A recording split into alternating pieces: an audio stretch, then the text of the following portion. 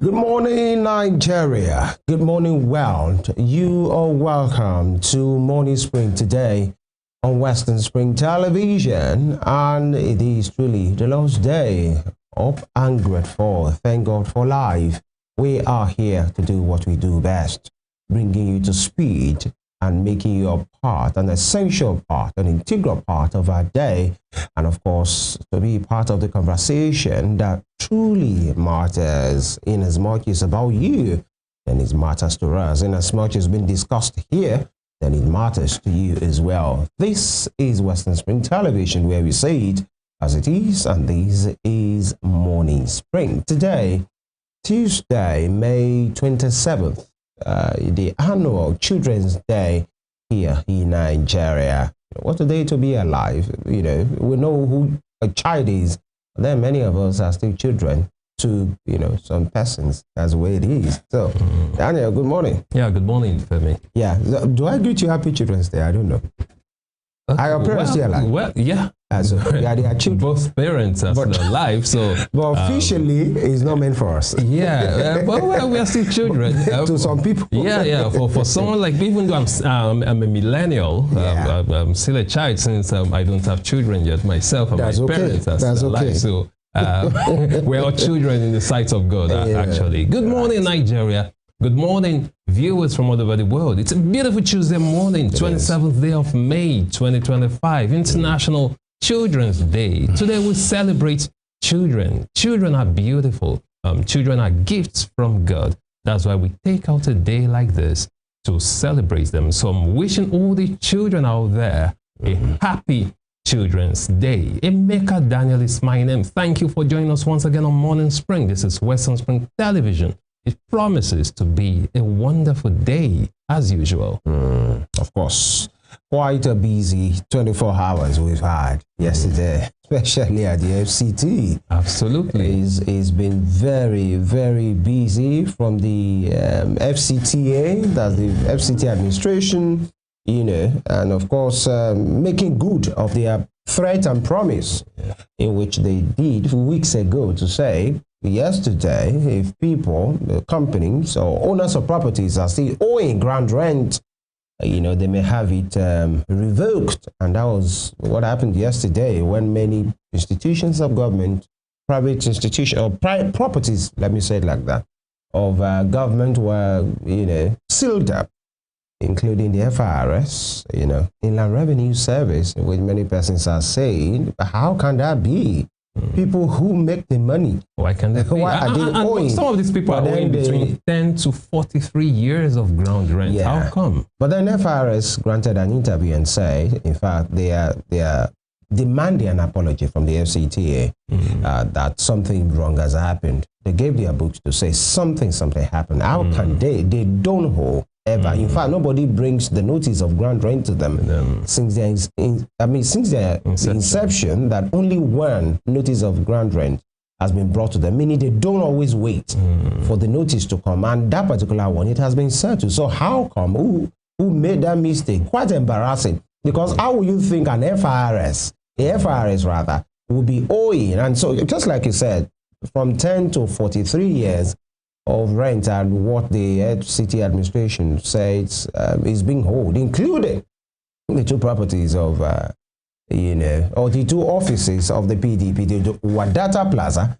and the real PDP headquarters that has been on construction from time immemorial, and it's been a busy day. Absolutely, and that's again the FCT minister Nyesom Wike keeping to his promise. Yeah. His fight for justice has started, Some people might say, I don't know about that. He has started fighting for justice. And this comes just hours, just like 24 hours before the PDP NEC meeting that is supposed to hold. So again, let's see. He said he was going to fight for justice. Perhaps this might just be part of the fight for justice, because other people say, well, it might just be a coincidence. But again, sometimes there are no coincidences. We just hope they settle that and they reopen the PDP headquarters to avoid stories. But it has been said, and it was seen, that it wasn't just about the PDP. Many private, including banks. Absolutely. I saw an Access Bank there yesterday that was affected as well. Many properties were affected. So, but then people who are, neutral observers will say the notice was given. They didn't just come out and locked it up. So if there is any, property owner that is serious, they could have gone to the FCTA and say, okay, this is who we are, this is what we are. Let's see our books, how much are we owing? And if they are not owing, they're supposed to have gone to them and say, please excuse us, because these names were published months ago in the dailies. And they didn't act on it. Almost 4,000 properties. Yes, about 4,002 something. Yes. Aha. So if actually it has been, widely publicized and printed, in the dailies, and you've seen it, including the PDP and all of these other big organizations, and you didn't do anything about it, and they came for you, and you are crying foul. I don't want to read political meanings to that, because it's easy to say it's not just about the PDP headquarters. Actually, all the properties were affected as well. Exactly. If actually it's only the PDP headquarters that was confiscated, including FRS of the federal government. So to show you that no one is above the law. And I think that's the position that the FCT administration start to put out. That it doesn't matter whose ox is God in this particular season. Absolutely. Another story that caught my attention was the case of NAFDAC. Earlier this year, between February and March, they sealed up some shops, so many, thousands of shops at Idumota, Lagos, area markets in Abia State, and of course another one at Onitsha. That should be the Onitsha Head Bridge Market. So they sealed up those places, seized drugs, worth over 1 trillion naira, and destroyed them and sealed those shops. So they started about March 9 this year. They started reopening some of those businesses, those shops. But there's been allegations, for instance, a very dark man, Martins Oshe, also known as Very Dark Man. He came out with a video, and was making some allegations that NAFDAC was actually extorting some of those traders before opening their shops. Demanding for, up to 700,000 naira from NAFDAC each of officials. them, NAFDAC officials, before reopening the shops. So the NAFDAC DG came out, that's Professor Mojisola Adeyeye, to just say that the public should be careful. Although she did not address that fact directly. Confirm or deny. Exactly, that's extortion. But she said they are acting within the ambits of the law, that they carried out that operation under the Office of the National Security Advisor, that people should be careful, the kind of information they disseminate and all of that. But again, they didn't tackle that claim directly. Well, I think that's one allegation that should not just be flipped away or flipped over. It should be investigated. Now, most likely, because it's still at best allegations, if there is any truth in that, most likely it will not be the DG. Most likely, it might not be the DG that will be directly involved. There will be always unscrupulous elements. Yeah, there will be foot soldiers. Of course, there are people who always go rogue in every organization, and that's why it should be investigated. Not just say, we don't do that, because, and then at the end of the day, you do that, and then you look funny in the eyes of people. Allegations are, and I want to hope Martin Ose, that's Very Dark Man, as he's proved, because there are, sometimes things just don't start from the top. Absolutely. There are people who wants to use the opportunity to make sharp gains for themselves, and because they work for organization, it's the organization that believe it. So the allegation has been thrown at NAFDAC. It is meant and left for NAFDAC to deal with it, investigate, and be open. And by the way, before we go to the papers, respite has come the way of those defaulters, in FCTA, that had their properties sealed off. Late last night, there was a breaking news as the president has, graciously granted a 14 days waiver to all of them. And it is what it is. It is whatever you tell me to be is what it is. Some will see it as a gracious action. Some will see it as a man who doesn't want people to suffer, as an understanding and forgiving person. And some will see political it as calculations being well orchestrated every step of it. The fact that they already knew they would seal it, and the president will come out and give 2 weeks. It has all been orchestrated. I think it's okay. All is fair. But the thing is, my point is, if these names have been published months ago, and some of these organizations know, and you didn't do anything. In fact, do you think it's possible, for your name to be published, your property to be up for, closure or whatever, or seizure, and you do nothing about it? Do you really think that can happen? I think there is a way we Nigerianize anything, especially the big guys to think nothing will happen.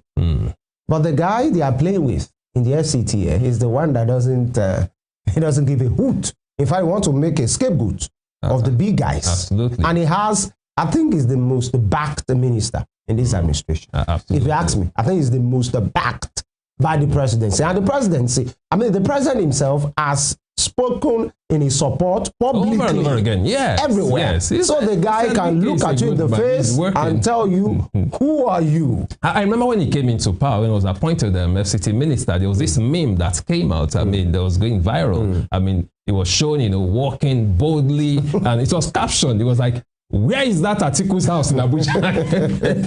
All right, Nigerians. So much to really talk about. But then we'll go for this break. When we return, the papers will be next. Is a Morning Spring on Western Spring Television. We are live on our YouTube channel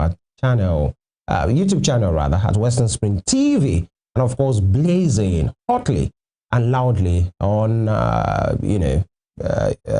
StarTimes Channel 190 DTT. Stay with us.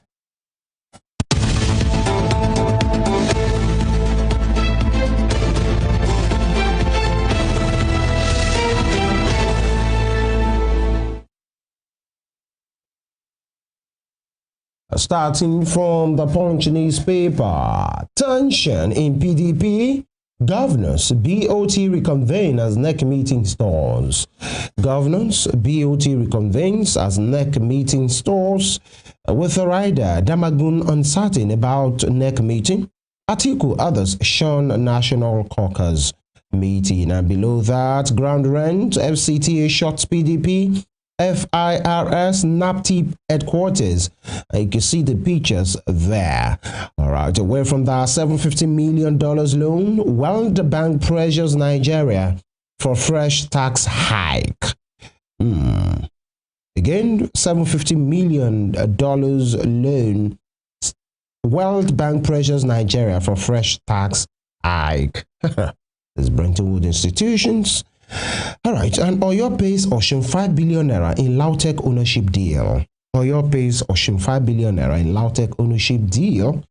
Interesting. And, there was this development that happened years ago when the Oyo State government took complete ownership of what used to be a joint venture between Oyo and Oshun of Latoke Akintola University of Technology, Ogbomoso. And they have done it before. There are financial implications to that, and I think that's what Oyo State has fulfilled. I think it's even better. It's good like that, because when a goat is being owned by two individuals, I mean, the goat suffers, as they say. All right. Now, Tinubu to inaugurate Lagos Calabar Highway Section 1 Saturday. Interesting. And away from that, insurgency, Tinubu Zulum in talks over forest guards deployment. Suspected elders killed cop. 41 Benue villages. Those are human lives being lost there. That'll be all from the Punch. From the Punch newspaper, we move straight to the front page of the Guardian newspaper this morning.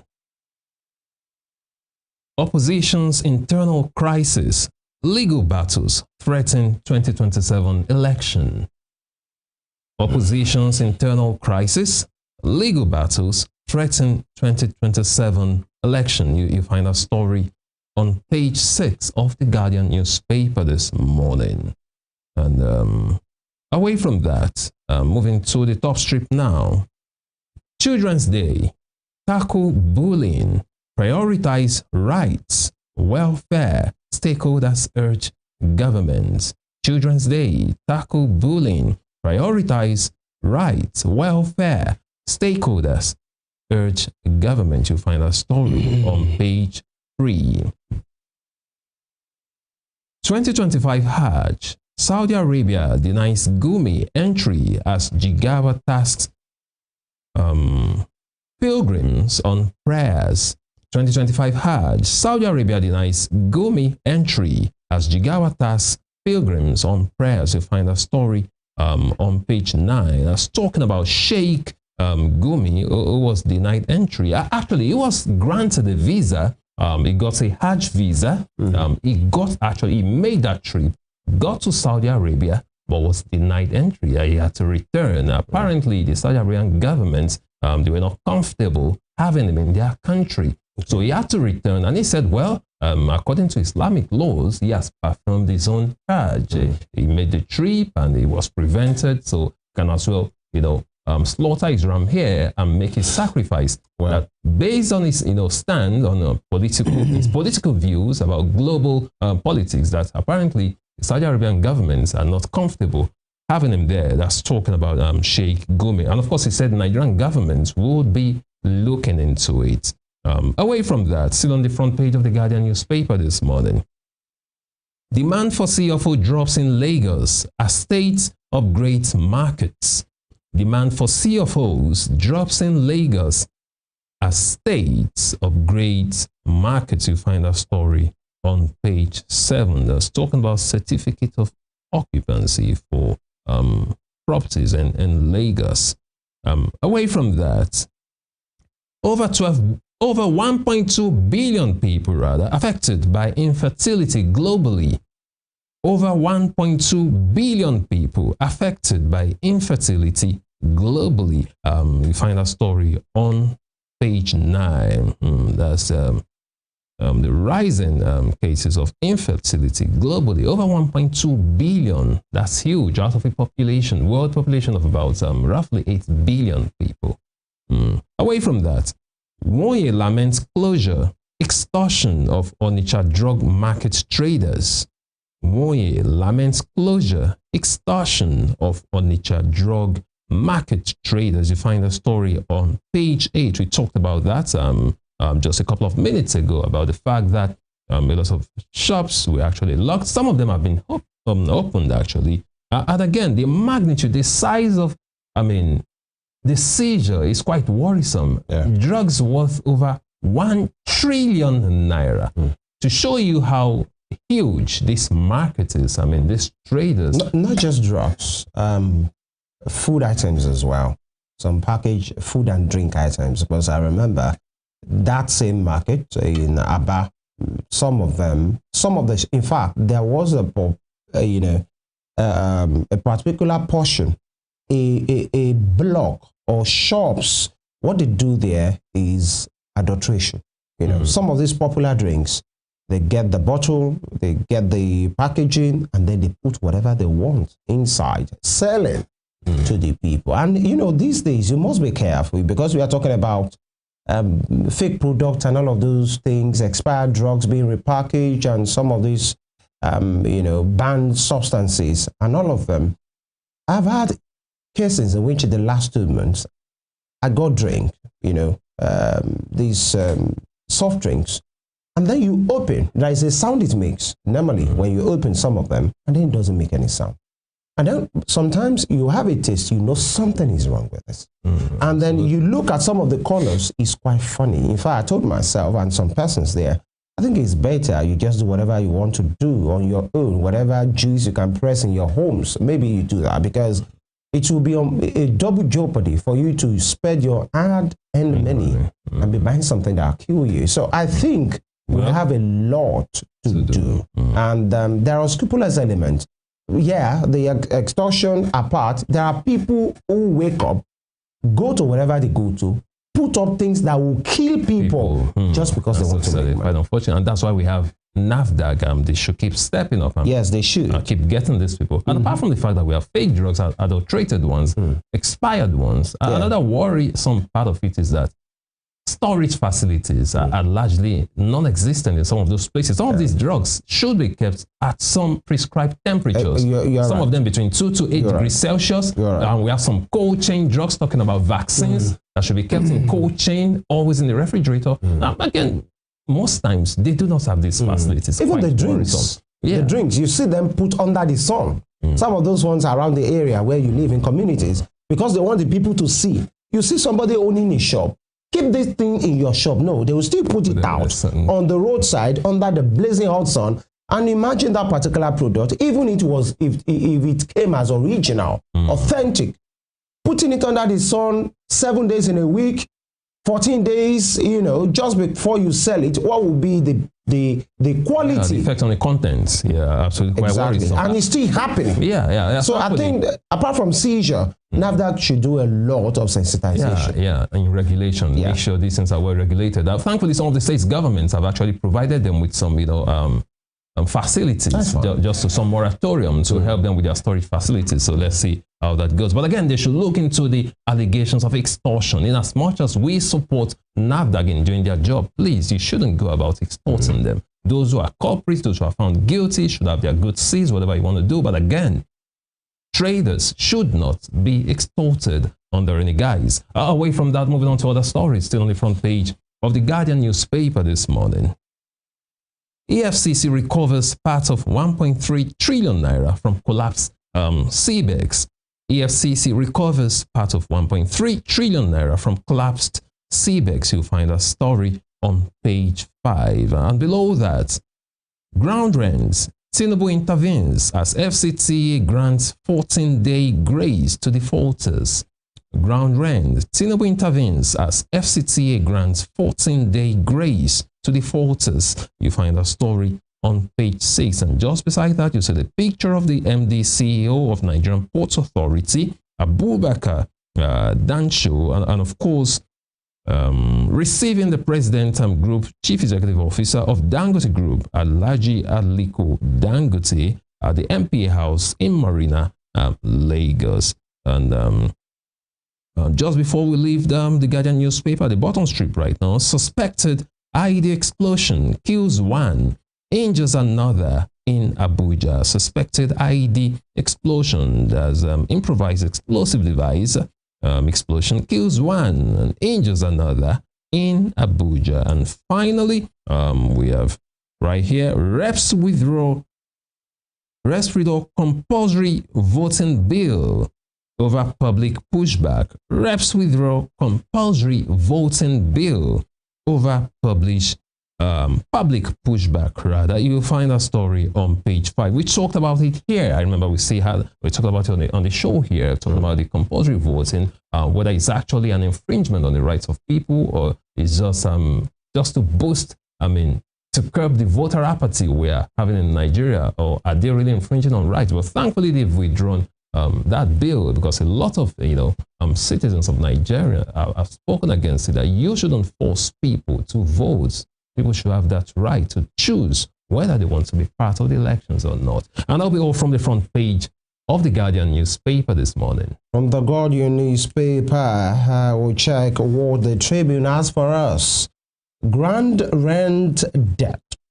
Tinubu saves PDP, others. FCTA gives them 14 days to pay up.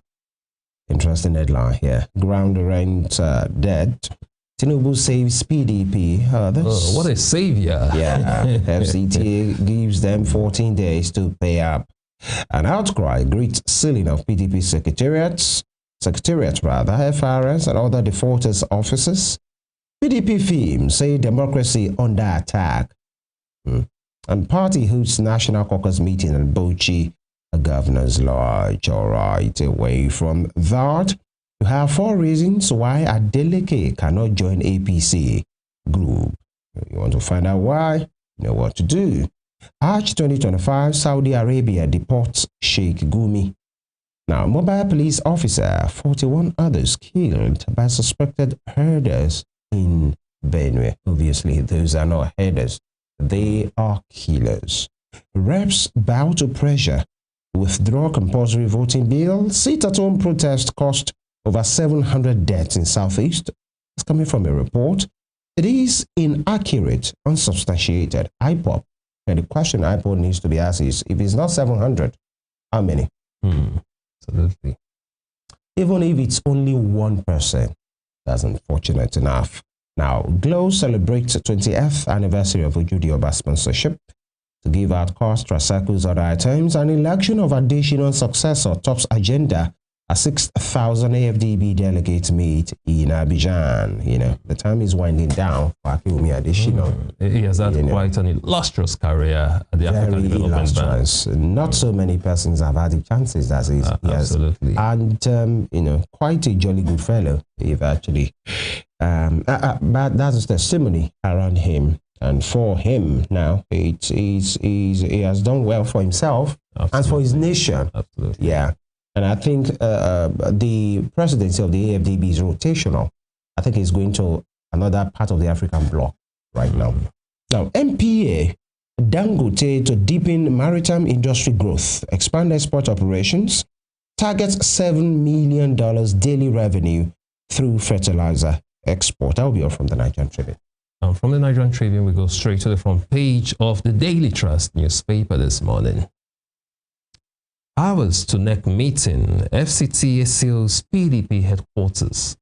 Hours to National Executive Council meeting, Federal Capital Territory Administration seals PDP headquarters. We talked about that recently. The headquarters of the PDP, People's Democratic Party, has been sealed in Wuse, Abuja, as a result of ground rent issues. Now, according to some other reports, the president has, saved the PDP by giving them 14 days grace for them to pay up. So let's see if they can actually reopen, if they will reopen the headquarters before the scheduled next meeting. Away from that, moving on to other stories, still on the front page of the Daily Trust newspaper this morning. Speaker Abbas withdraws second bill in 9 months. Speaker Abbas withdraws second bill in 9 months. I guess it was Tajuddin Abbas who actually sponsored that compulsory voting bill. Yes. And now he has withdrawn, and that's the second bill he's withdrawing in 9 months. Some people will say he's not thinking them through before pushing them forward. Or again, his bill is not popular enough to sail through. Well, I'll leave you to answer that question. Away from that, I'm still on the front page of the Daily Trust newspaper this morning. Why Saudi Arabia stopped me from performing Hajj. Why Saudi Arabia stopped me from performing Hajj. That's according to Sheikh Gumi. 42 killed in fresh Benue attacks. 42 killed in fresh Benue attacks. Quite unfortunate. Killings again in Benue. What exactly, the question is, what exactly are the security agencies doing? These killings have been happening again and again. And we still come out to say the same thing.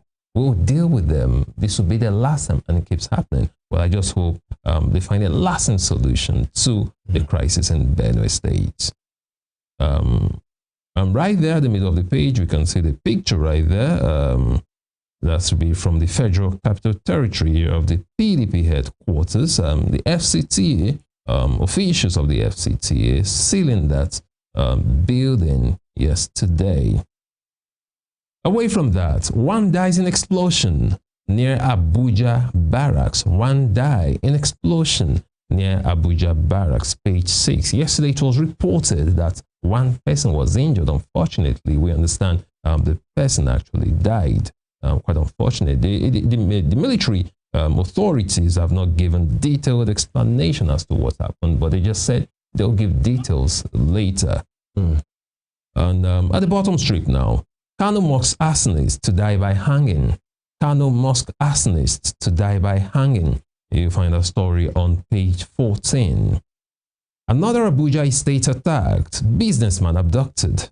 Another Abuja estate attacked. Businessman abducted. You find the story on page 21. Finally, from the front page of the Daily Trust newspaper this morning.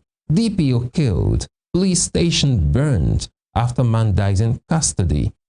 DPO killed. Police station burned after man dies in custody. Quite an unfortunate one. You find that story on page 26. And that'll be all from the front page of the Daily Trust newspaper this morning. And that brings us to a conclusion of the newspaper review segment of the program today. We'll take a short break. When we return, the program continues. Stay with us.